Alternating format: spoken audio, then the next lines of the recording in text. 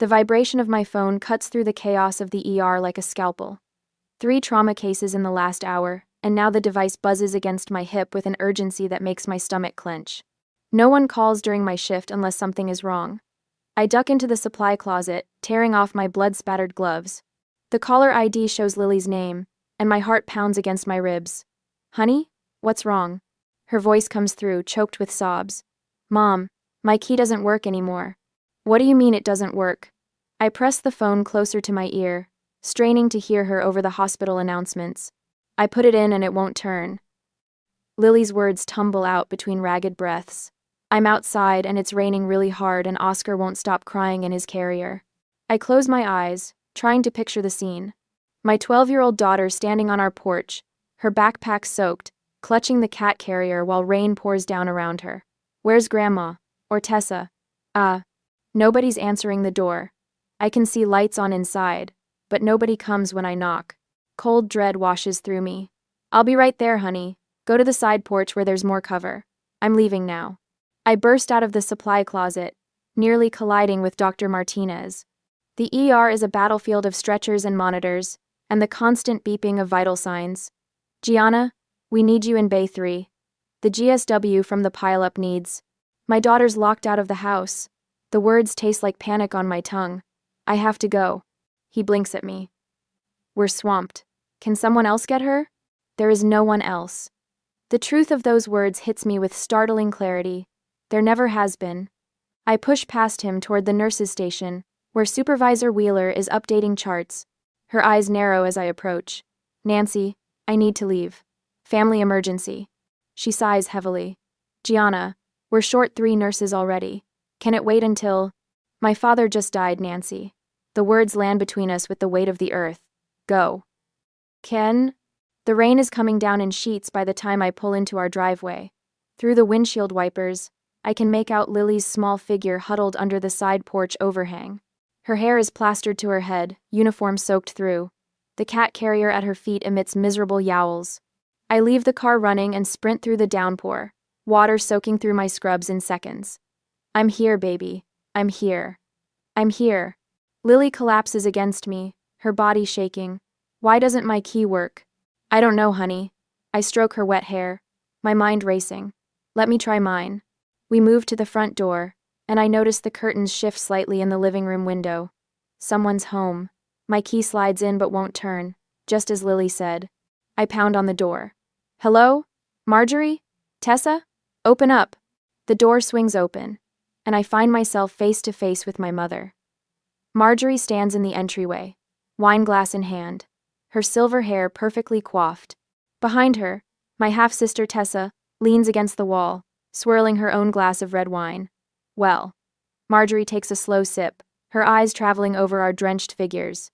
"You got here faster than I expected." "What's going on?" I ask, trying to usher Lily inside. "Why aren't our keys working?" Marjorie blocks the doorway with surprising firmness for a 65-year-old woman. "We've decided you and Lily don't live here anymore." The words don't make sense at first, like they're in a language I don't speak. "What are you talking about? This is our home." "Not anymore." Tessa steps forward, smirking. She points toward the street. "Your things are on the curb. What's left of them anyway. The rain's been pretty brutal today." I follow her gesture and see cardboard boxes disintegrating in the downpour, clothes and books spilling onto the sodden lawn. My medical textbooks, Lily's school projects, our lives dissolving in the rain. Oscar lets out another pitiful meow from his carrier, his cries cutting through the sound of rainfall. Something cold and hard settles in my chest. I look at Marjorie, at the woman who gave birth to me, who I moved back home to help when Dad got sick, and see nothing familiar in her eyes. "Understood." My voice comes out quiet but steady. Tessa's eyebrows rise, like she's disappointed by my lack of hysterics. 2 years ago, I'd given up my downtown apartment, paused a promotion track at the hospital, to move back and care for my terminally ill father, Dr. Peter Reynolds had been respected by everyone except, apparently, his own wife. I'd fallen into the familiar pattern, stepping in when others stepped back. Working 14-hour hospital shifts, then coming home to manage medications, appointments, and the household while Marjorie played bridge and Tessa visited only when it was convenient. Dad's words echo in my head. You've always been the strong one, Gianna. I'd made an unspoken promise to hold our family together after his death. I just hadn't expected to be fighting for survival quite so literally.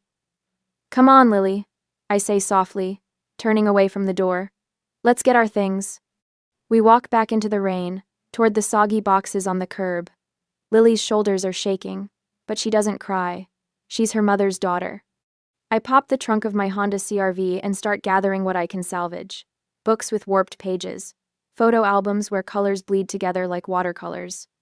Lily's science fair ribbon, the ink running down the fabric. Marjorie steps onto the porch, watching us. Your father spoiled you, she calls out. This was always my house. I notice the neighbors' faces in windows across the street, watching the spectacle. Mrs. Donovan, with her hand over her mouth. The Fishers, whispering to each other behind their curtains. I walk back to the door one last time, rain streaming down my face. We'll be at the Residence Inn on 5th, I say calmly. Forward our mail. Lily tugs at my soaked scrub top. But Grandpa's books are still inside, she whispers, her voice breaking for the first time. I squeeze her hand and look directly into Marjorie's eyes. Trust me, honey, this isn't over. Something flickers across my mother's face. Surprise, perhaps, at not finding the doormat she's used to walking over. Behind her, Tessa refills her wine glass, but her hand isn't quite steady. As we drive away, I catch a glimpse of Marjorie in the rearview mirror, still standing on the porch. For a moment, I see what's always been there, not maternal love, but resentment. Resentment of the bond I shared with my father, a bond she never had. The rain drums on the roof of the car. Beside me, Lily cradles Oscar's carrier. Ahead of us, uncertainty. But for the first time in 2 years, I feel something unexpected unfurling in my chest. It feels strangely like freedom. The Residence Inn room looks like a hurricane aftermath the next day. Soggy cardboard boxes form islands across the beige carpet. Lily's school uniform drapes over the shower rod, still dripping. Oscar huddles beneath the desk, his orange fur matted and damp, refusing to come out. I've laid out every salvaged possession like artifacts at an archaeological dig, cataloging what survived the rain and what didn't. My nursing textbooks with warped pages.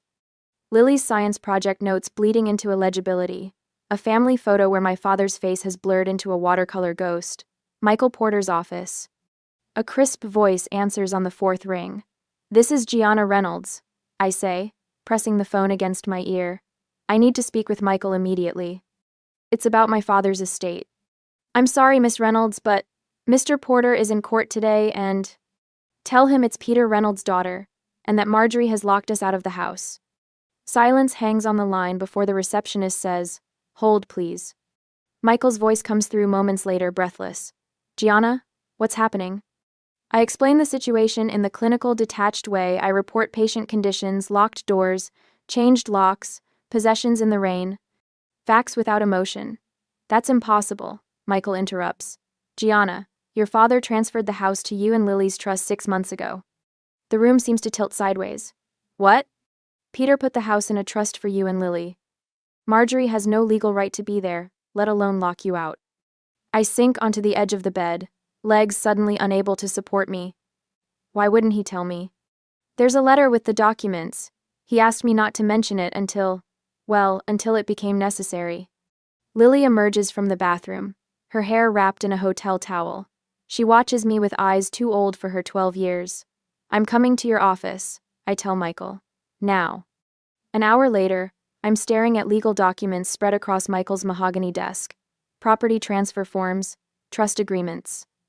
All signed, notarized, and filed with the county. Your father was very thorough, Michael says, sliding a sealed envelope toward me. He wanted you to have this if something like this happened. The envelope bears my name and my father's distinctive doctor's scrawl. I break the seal and unfold a single page. My dearest Gianna, if you're reading this, then Marjorie has done exactly what I feared she might.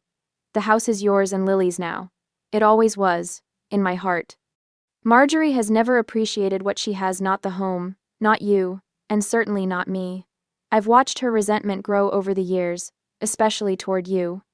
You returned home when I needed you most, sacrificing everything. You've always been the one who carries others, even when your own shoulders are breaking.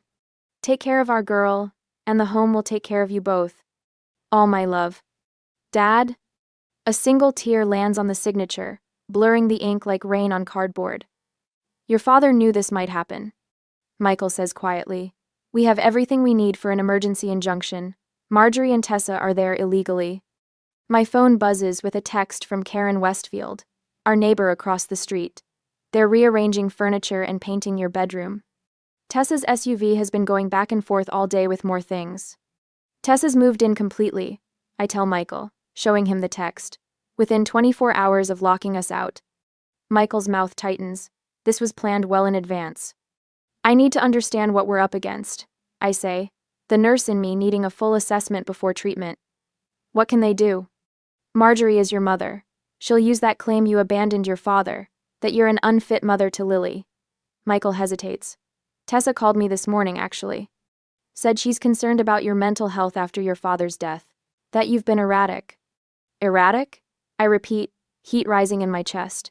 She mentioned Tessa's husband Ray already has his eye on converting your father's study for the twins. Another text buzzes through from Karen. The boys are jumping on Lily's bed. I can see them through the window. Something shifts inside me. I stand and walk to the window overlooking downtown Austin. My hospital ID badge hangs from my neck, the laminated photo showing a woman in scrubs, ready to save lives. I catch my reflection in the glass eyes, hard as river stones, jawline set. I save strangers every day, I whisper. It's time I saved us. Behind me, Lily looks up from the box she's sorting. She watches me with cautious hope, like someone observing the first sprout pushing through scorched earth. This isn't about revenge. I tell Michael, turning back to the desk. It's about justice. I make 3 decisions in rapid succession, the way I triage patients in a mass casualty. I'm calling in sick for the next 3 days. I need to build our case. Michael nods, already pulling out forms. I'll file for emergency possession. Your father knew this might happen, Gianna. He left everything prepared. Back at the hotel, I find Dr. Sarah Williams waiting in the lobby with 2 suitcases. She says simply, clean scrubs, clothes for both of you, and real shampoo instead of those tiny hotel bottles.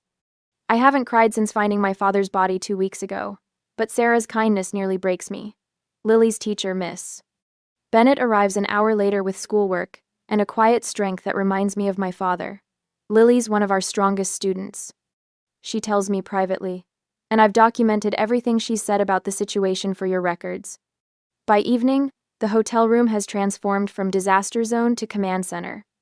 Michael has arranged a meeting with the bank manager who confirms the trust details and offers a temporary credit line against the home's equity.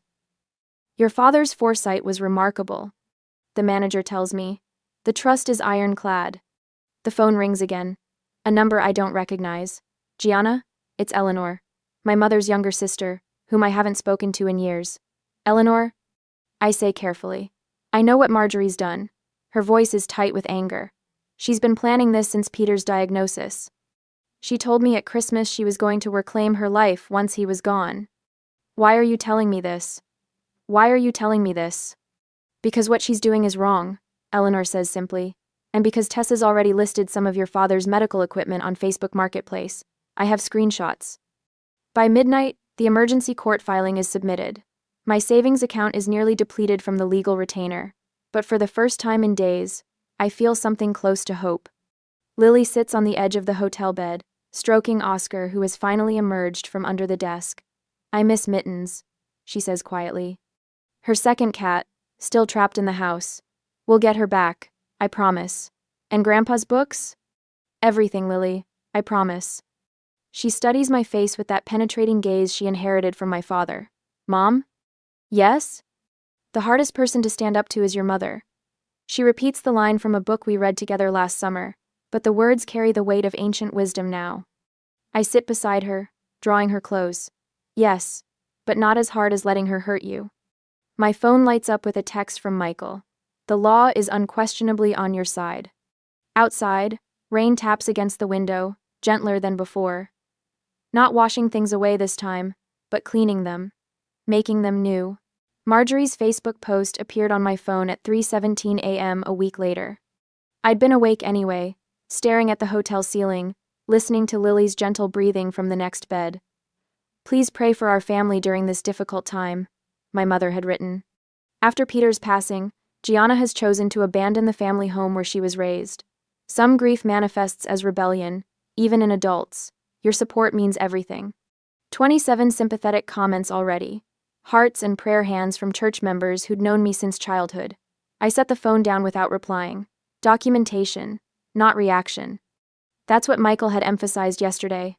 Mom? Lily's voice came from the darkness. You okay?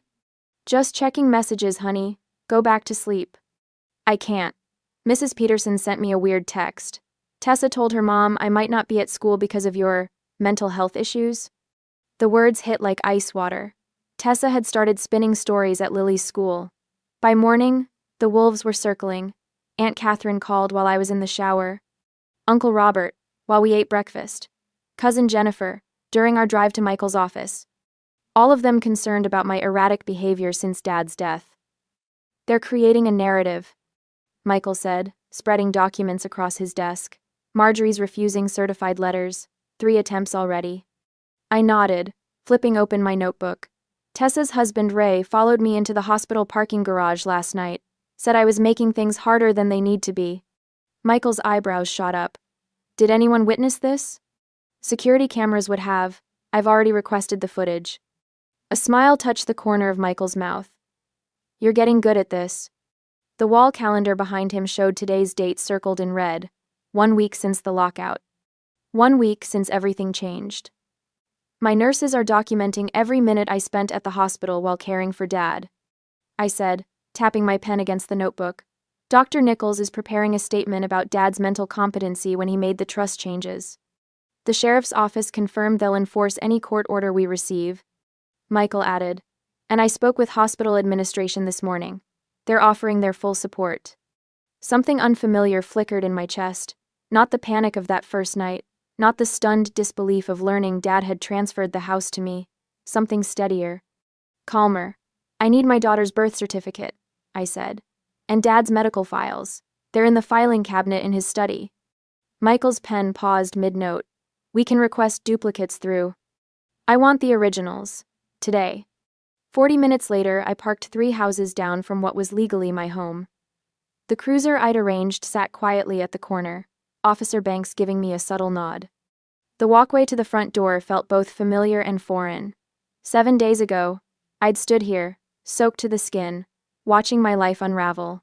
Today, my footsteps sounded different on the concrete. Marjorie answered on the 3rd knock, her face freezing in mid-smile as she registered who stood before her. You're not welcome here, she said, hand gripping the door edge. I pressed record on my phone, holding it visibly. I'm legally requesting my daughter's birth certificate and my father's medical records. Tessa appeared behind Marjorie, her face flushing. We'll call the police if you don't leave. I've already notified them I'd be here. I nodded toward Officer Banks, who'd stepped out of his cruiser. This is a documented request for my legal property. Marjorie's eyes welled with tears, a familiar tactic that had worked on me countless times before. After everything I've done for you. When the tears didn't move me, something shifted in her expression. The sadness hardened into something sharper, more dangerous. You think you can take what's mine? Her voice cut like glass. Your father never appreciated me either. Mrs. Daniels watered her flower beds across the street, pretending not to listen. Mr. Wilson slowed his walk, dog pausing conveniently near our driveway. The filing cabinet in Dad's study, I repeated. I'll wait here while you bring the documents. 10 minutes later, I walked back to my car with a manila envelope. Inside was the original birth certificate and a folder containing Dad's medical history. Small victories, necessary ones. The next morning, Dr. Williams met me in the hospital cafeteria before my shift. I've completed my statement about your father's care, she said, sliding a sealed envelope across the table. 2 years of watching you run yourself ragged, caring for him while working full-time. No jury would question your dedication. Mrs. Bennett, Lily's teacher, called that afternoon. I've documented Lily's relationship with her grandfather, she said. How he attended every school function when you were working. How she read to him daily during his illness.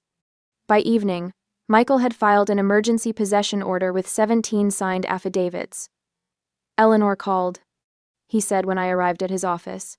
Marjorie's been photographing family heirlooms for an estate sale website. I felt my jaw tighten. Dad's collection? And your grandmother's silver. The antique furniture from the library.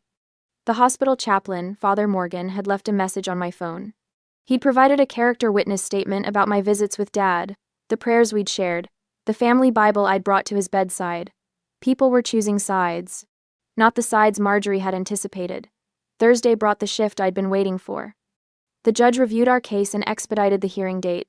I want to deliver this personally, Michael said, holding up the notice of eviction. His eyes gleamed with something between mischief and justice. I sat in my car across the street, watching as Michael approached the front door in his crisp suit. Marjorie answered, accepting the certified letter with obvious reluctance. Through the windshield, I watched her face as she read the opening lines. The letter trembled in her hands when she reached the declaration. Property owner, Gianna Reynolds. Tessa appeared in the doorway, phone pressed to her ear, lips moving rapidly as she called their attorney. Marjorie didn't move, the paper still clutched in her hands as Michael walked back to his car. For the first time since this began, I saw something besides manipulation in my mother's expression. Understanding, the realization that I wouldn't back down. That evening, Michael spread our documentation across his conference table like a general mapping a battlefield. Court affidavits from 3 of Dad's doctors confirming his mental competency. Trust documents with the ownership transfer timeline highlighted. The photographs I'd taken of our belongings on the curb, rainwater seeping through cardboard, Lily shivering under the porch light. The calendar is particularly powerful, Michael said, pointing to the color-coded schedule I'd maintained. Green for Dad's appointments, blue for medication changes, red for emergency room visits. 2 years of caretaking condensed into 12 meticulous pages. And these, he added, tapping the financial records, showing every mortgage payment I'd made. Every utility bill I'd covered while Marjorie spent her widow's pension on bridge club dues and weekend trips to Galveston. The law doesn't care about feelings, Michael said, gathering the papers into a leather portfolio. It cares about facts. My phone buzzed as I pulled into the hotel parking lot that evening. A text from Michael. Court date moved up. Tomorrow 9 a.m. Lily sat cross-legged on the hotel bed, Oscar purring in her lap, when I told her. What happens if we lose, Mom? Her voice sounded so small, nothing like the confident 12-year-old who'd aced her science presentation last month. I sat beside her, running my hand over Oscar's soft fur. We won't. Your grandfather made sure of that. Later, after Lily fell asleep, I opened the folder I hadn't shown Michael. Inside was a handwritten letter from Dad to the judge, dated 3 weeks before his death, explaining why he'd transferred the house to me instead of his wife of 40 years. His elegant doctor's handwriting filled 3 pages with truths Marjorie never wanted exposed. Tomorrow the final battle. But tonight, for the first time since the rain-soaked lockout, I slept without waking. The courthouse gleams like a fortress in the morning sun as I adjust my blazer. No scrubs today. Today I am not Gianna the nurse, but Gianna the plaintiff, fighting for what's rightfully mine. Lily stands beside me, her posture straight despite her trembling hand in mine. Ready? Michael Porter asks, briefcase bulging with our ammunition. I nod. We've prepared for this. Inside, the polished floors reflect our determined faces. Courtroom B smells of furniture, polish, and nervous sweat. I scan the room and freeze Marjorie and Tessa already seated, heads bent in conspiratorial whispers. My mother looks up, her practiced smile faltering when she sees the calm in my eyes. No hysteria. No begging. Just quiet certainty. Michael begins arranging documents on our table. The judge assigned to our case is thorough. She'll appreciate our attention to detail. Will they make me talk? Lily whispers, her eyes fixed on Tessa's twin boys slouching in the back row. Only if you want to, I tell her, though Michael had prepared her just in case. Judge Harriet Caldwell enters, her silver hair pulled back severely, eyes missing nothing. Reynolds family trust dispute, temporary possession hearing, she announces, settling into her chair. Michael rises first, presenting a leather portfolio. Your Honor, we've prepared a complete timeline documenting Dr. Peter Reynolds' decisions regarding his property. He unfolds a chart, dates, signatures, witness statements, irrefutable evidence of my father's intentions. We have affidavits from 3 separate physicians confirming Dr. Reynolds was of sound mind when he transferred property ownership. Michael continues, placing documents before the judge. His oncologist, neurologist, and primary care physician of over 2 decades. Michael pulls out financial records next. Bank statements demonstrating Mrs. Marjorie Reynolds' minimal financial contributions to household expenses, while Miss Gianna Reynolds covered property taxes and maintenance costs alongside her father. I notice Marjorie's attorney shifting uncomfortably. Tessa's face darkens with every new document Michael presents. Additionally, Michael says, tapping his tablet, "We have video deposition from attorney James Wilson, who prepared the original trust documents." The courtroom screen flickers to life. My father's attorney appears, gray and dignified. Dr. Reynolds was explicit in his wishes. The property was to transfer to his daughter Gianna and granddaughter Lily's trust upon his death. He had concerns that Mrs. Reynolds might attempt to circumvent his intentions. Marjorie's gasp is audible across the room. Our final witness approaches Miss Patricia Hendricks, Lily's school counselor, a woman with unshakable professionalism. Lily has exhibited significant distress since being forcibly removed from her home. She testifies. Nightmares, anxiety, decreased academic performance. The stability of her home environment was critical following her grandfather's death. I squeeze Lily's hand under the table. She's staring straight ahead, chin raised just like my father's used to be when facing a difficult diagnosis. The judge nods. Let's hear from the respondents. Marjorie's attorney rises. Gordon Shaw, expensive suit, artificial smile.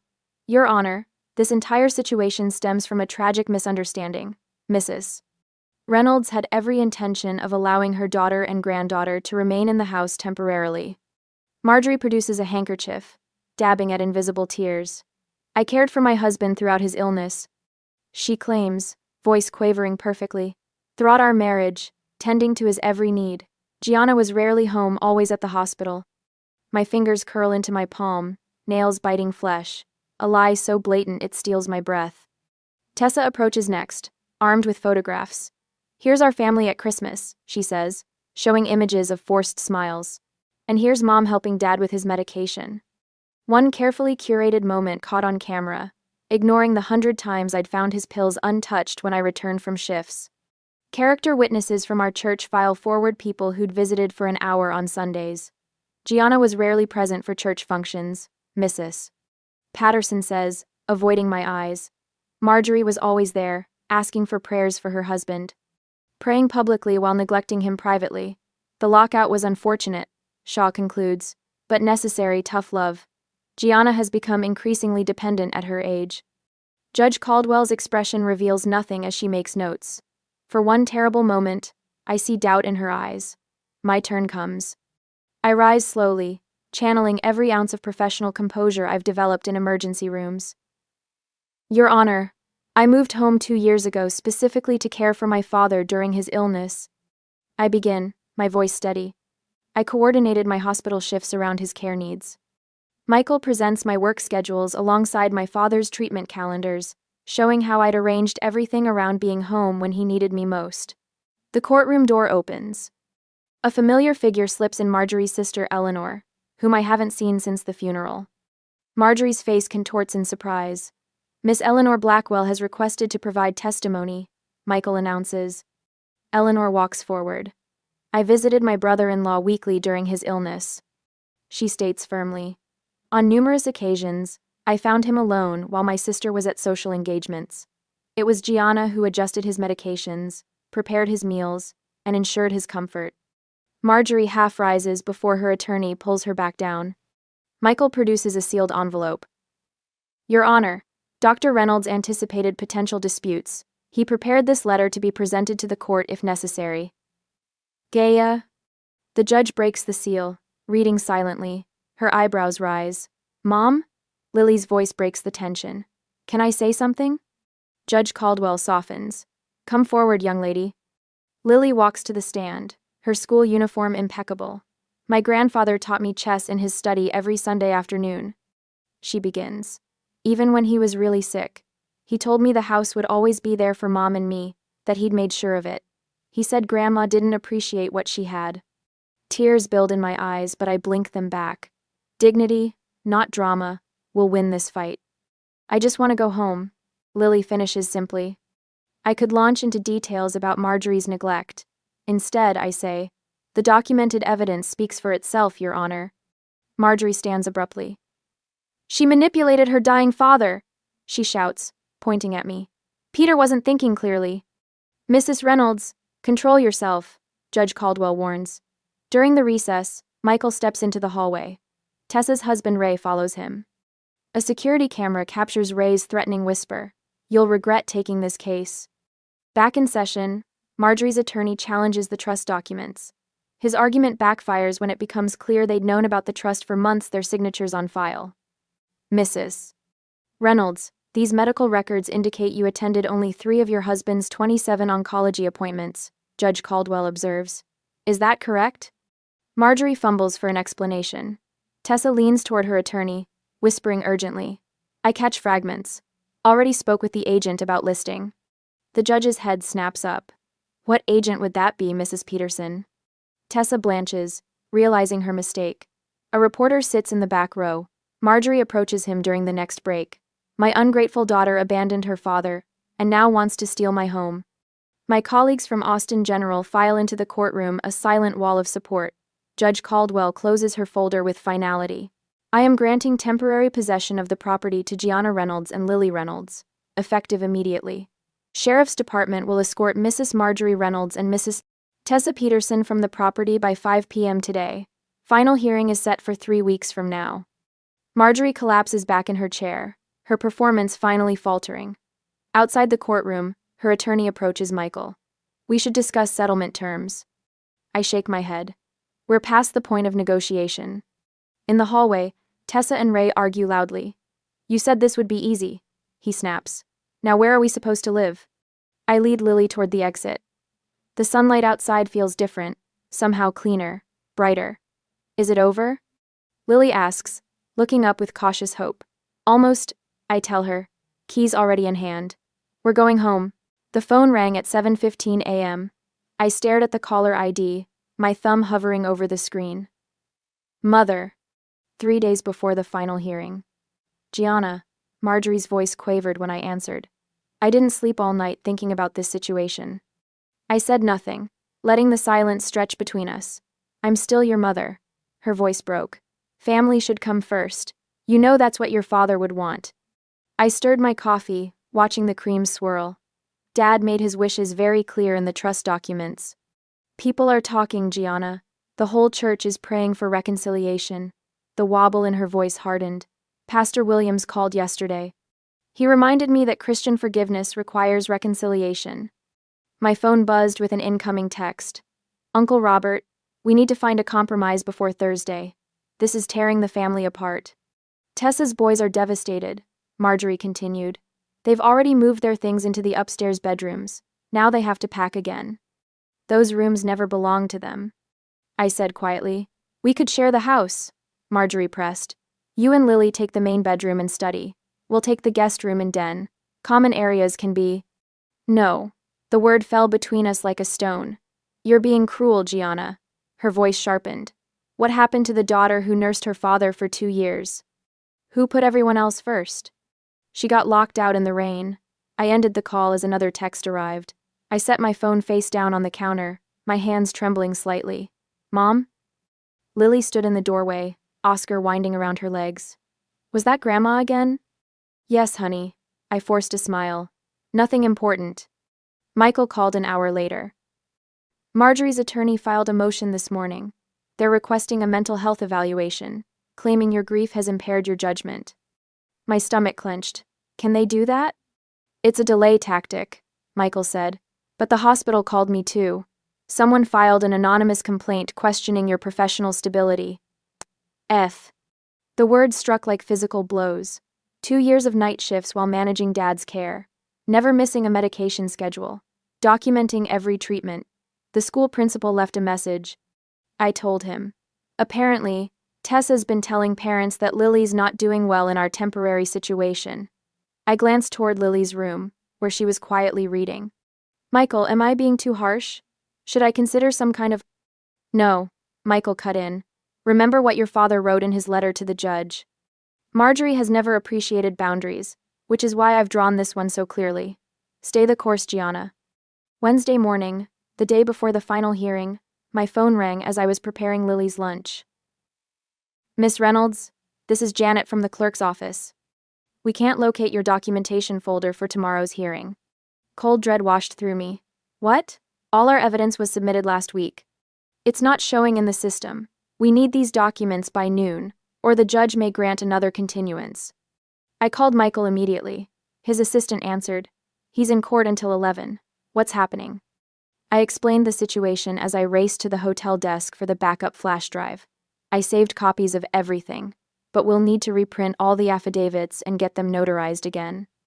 I'll meet you at the office in 20 minutes, she promised. I turned to find Lily watching me, backpack in hand.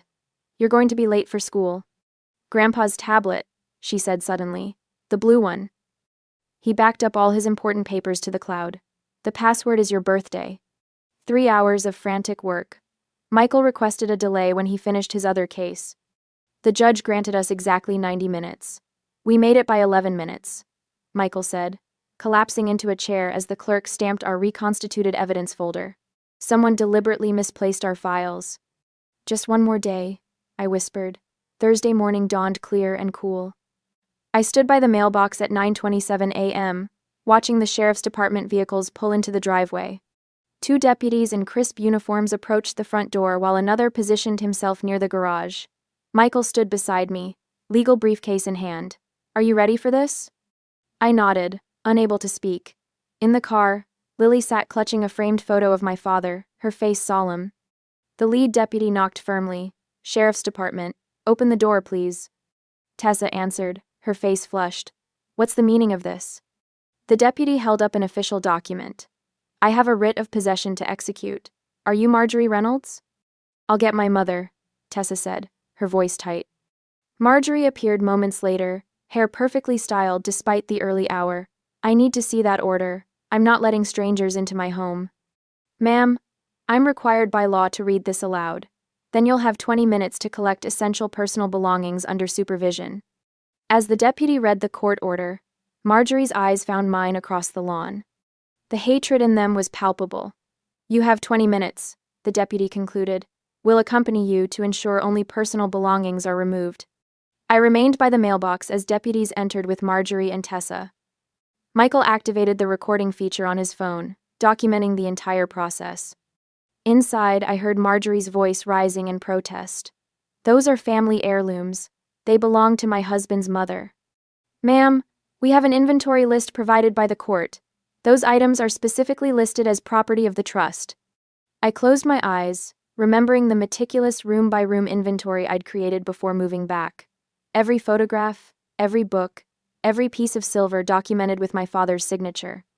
A deputy emerged, carrying a cat carrier. Found this little guy hiding under a bed. Seems a bit malnourished. Oscar's plaintive meow made my throat tighten. I took the carrier to Lily, who opened the door immediately, tears streaming down her face.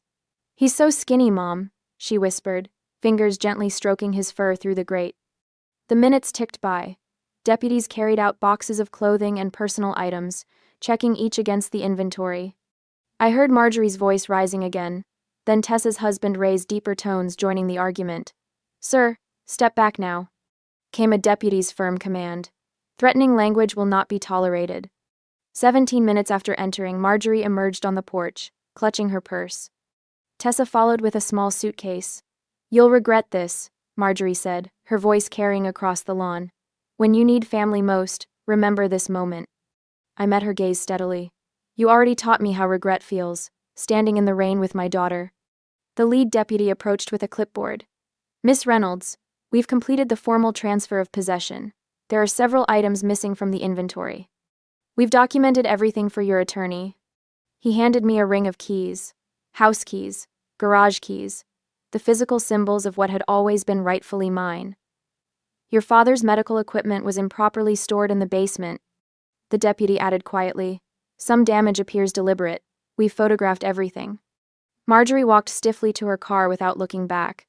Tessa paused at the bottom of the driveway, something like recognition flickering across her face before she turned away. Ray glared at me from their SUV until a deputy pointedly approached his window. 2 vehicles pulled away in opposite directions. Neighbors who had gathered on porches and behind curtains slowly dispersed, witnesses to justice rather than drama. My phone buzzed with incoming messages. Uncle Robert, we had no idea things were this bad. Call if you need anything. The security system is reset with your code, Michael said, tucking his phone away. I've filed for a restraining order as a precaution. Lily climbed out of the car, still holding her grandfather's photograph. She approached the porch steps slowly, as if unsure whether they might disappear beneath her feet. I stood in the doorway, keys in hand. Victory should have felt triumphant, but there was only a somber stillness, a household reclaimed, a boundary restored. As Michael drove away, I noticed a white envelope in the mailbox, my mother's handwriting instantly recognizable. I slipped it into my pocket, unopened. Some letters could wait for another day. The rain falls differently now, 6 months later. I stand at the kitchen window, watching droplets track down the glass, remembering that night when Lily and I stood drenched on the porch, locked out of our own lives. Dad's study remains untouched, a shrine of sorts. His medical journals line the shelves, his reading glasses rest on the desk. The only change is the small wooden plaque Lily made. Dr. Peter Reynolds Memorial Reading Room. Sometimes I sit in his chair, breathe in what's left of him, and read his journals. Not because I must, but because I want to. Lily's garden flourishes in the backyard despite the autumn chill. The Peace Project, she calls it. Rows of hardy mums and late-season vegetables, each plant tagged with careful handwriting. She tends it daily with a dedication that reminds me of her grandfather. The promotion letter from Austin Memorial sits framed on my desk, nursing supervisor, emergency services. Dr. Williams insisted I accept it. Your father would be proud, she'd said, squeezing my hand. And you've earned it, I'd cried then, the first tears I'd allowed myself since the eviction. The new security system hums quietly in the background. 6 cameras, motion sensors, reinforced locks. Not from fear, but from a promise to never again be vulnerable. Mom? Lily's voice floats from the front porch. Come watch the rain with me. I pour 2 mugs of chamomile tea and join her. We sit in matching rocking chairs, just as we did on countless evenings with Dad before his illness took him. The rain falls steadily, turning our yard into a glistening canvas. It's raining just like that day, Lily says softly, fingers wrapped around her mug. She's grown taller these past months, her face losing some of its childish roundness. The trauma aged her, but the healing has given her a quiet strength. Yes, I say, watching water sheet off the new porch roof. Same weather, different feeling. Lily rocks gently, her eyes tracking the rainfall. This is our home now, she says, not a question but a statement of hard-won truth. I reach across the space between us, squeezing her hand. It always was. The rain that once symbolized our rejection now sounds like a lullaby, nature's percussion, accompanying our evening ritual. Later, I sit at my desk, journal open before me. Therapy homework, technically, but it's become more than that. Tonight's prompt stares up at me. How has your definition of strength changed? My pen hovers, then begins to move. Strength isn't just endurance. For so long I thought being strong meant carrying everyone's burdens, never complaining, always saying yes. I confused sacrifice with love. But real strength knows when to draw lines, when to say no, when to protect what matters most. The hospital committee invitation sits unanswered beside my journal. 6 months ago, I would have accepted immediately, stretching myself thinner in the name of dedication. Now, I see the request differently. Time with Lily is not negotiable. Some boundaries aren't betrayal, they're preservation. I glance at the framed quote on my wall. Dad's handwriting is familiar as my own. Strength isn't carrying everything. It's knowing what to put down. Quote. Oscar, now healthy and plump, jumps onto the desk and settles on my journal. His purr vibrates against my hand. Another small victory, the cat who once cowered during those hotel weeks, now sprawls with confident abandon. Last night, Lily slept through until morning. No nightmares, no anxious midnight calls. The first time since the lockout. I'd stood in her doorway at dawn, watching her peaceful breathing, and felt something tight inside me finally release. Dad's medical equipment, the hospital bed, the oxygen concentrator has found new purpose. The donation to Austin Community Clinic came with a single condition, a plaque honoring Dr. Peter Reynolds. Service transformed into legacy. Friday movie nights have become sacred ritual, just Lily and me on the sofa, bowls of popcorn balanced on our laps, Oscar wedged between us. The family we've chosen, small but mighty. At the hospital, Jessica, a young nurse with haunted eyes, sought me out last week. My mother keeps taking my paycheck, she'd whispered. Says I owe her for raising me. I'd recognized the shame in her voice, the confusion of obligation twisted into exploitation. Let me share something I learned the hard way, I'd told her, pulling out the caregiver rights guide I'd created. 20 pages of resources, legal protections, and boundary scripts. The project that grew from our pain, now helping others navigate their own. Lily's school presentation, What Makes a Home, won first place last month. Her teacher called it surprisingly mature. On the final slide, Lily had written, "A home isn't just walls and a roof. It's a place where you're safe to be yourself." The spare bedroom that once collected dust now hosts Sarah, a traveling nurse whose apartment flooded last week. The same colleague who brought us clothes during those first desperate hotel nights. Circles completing themselves. My phone chimes with a notification. A Facebook post from Tessa showing her and Marjorie arguing over furniture at an estate sale. The comment section brims with their public drama. I quietly block both accounts. Eleanor's message arrived yesterday, tentative, hopeful. Maybe it's time for healing? She'd written. Family should find its way back together. My response took hours to craft. Eleanor, I value your place in our lives, but reconciliation requires acknowledgement and change. Neither has happened. My door remains open to you, but my boundaries with Marjorie and Tessa are not negotiable. The unopened letter from Marjorie sat in my desk drawer for months. I finally read it last night, 5 pages of justifications, selective memories, and subtle blame. No apology. I filed it away without response, choosing peace over the exhaustion of engagement. The rain intensifies as evening deepens. Lily brings her watercolors to the porch, capturing the glistening yard in blues and purples. I watch her work, struck by how her fingers move with certainty across the paper. Wind stirs the chimes hanging from the eave, the ones Lily and I made from Dad's medical alert tags. They catch the light from the porch lamp, sending gentle music into the damp air. Some storms wash things away, I say, watching raindrops catch in Lily's hair. Others help things grow. Lily looks up, brush poised mid-stroke. I like this storm better. The security light flickers on as dusk settles, illuminating the handmade sign at the end of our driveway, Reynolds Residence. Not a declaration of ownership, but of presence, of persistence. Have you ever had to choose between family peace and your well-being? What boundaries did you need to set to protect what matters most?